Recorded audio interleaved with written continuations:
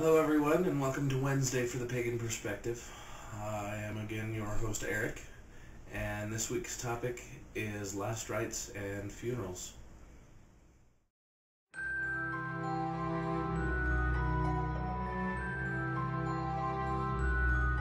This is the beginning of our death month, and this time we're talking about funerals and last rites. I've been to a few. I've put more friends in the ground than I'd care to list off at this point. Growing up in the LDS faith, funerals were very much the same all the way across the board.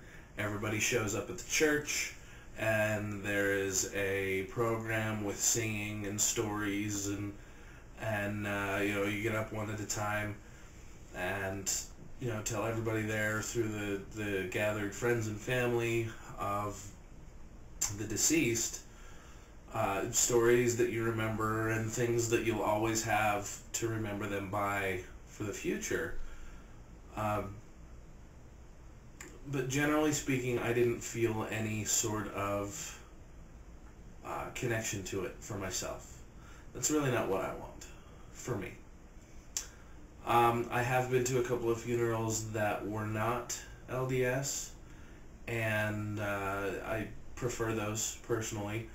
One was it was actually rather a wake as opposed to a funeral, where all of the friends and some of the family of the deceased got together and we all drank and basically had a party because it's what he had asked us to do beforehand. He had made it very clear that he didn't want us to mourn him so much as he wanted us to celebrate his life and the memories that we would take with us. Now, that's what I prefer, and if I have it my way, the less people crying and not having a good time, the better. Now, burial versus cremation or some other means of disposal. In my personal opinion, I have to agree with what I saw Austin posted his video as well. I have to agree with Austin that once I'm dead, it really doesn't matter what you do with my body.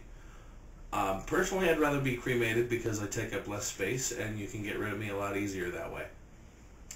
I have no need for it once I'm done with it, so you can just recycle it. And between the preparation of the body with embalming and whatnot, it just makes it that much harder for nature to take you back. So cremation seems the best option at this point. So that's kind of what I'm thinking. However, on my views on funerals in general, funerals are not for the dead. Funerals are for the living. Once I'm dead, I'm dead, and I'm not going to be here. It's the one time they have a huge party when they know you can't attend, and that sucks. I fully intend on, if at all possible, I'm going to have a huge party and invite everyone I know to my pre-funeral get-together.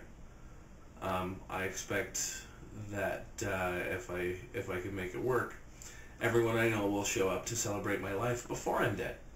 I think that's a much better idea. Anyhow, yeah, funerals are not for the living. Funerals are for the living and not for the dead. If it wasn't for the living, funerals would not exist. I feel that however those funeral processions need to be for the family and for the loved ones of the deceased, whoever's passed on, that's probably the way it should go. I mean, yeah, if there are any last requests that the person who has died has, you should probably do your best to do that.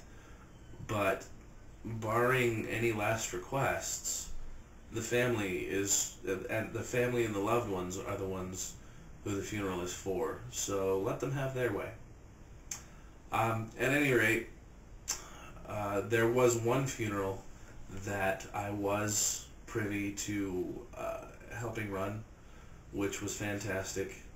It was for my friend Stu, and his mom asked myself and our ordained priest, Jesse, to sort of run things, because she knew that's what he would have wanted.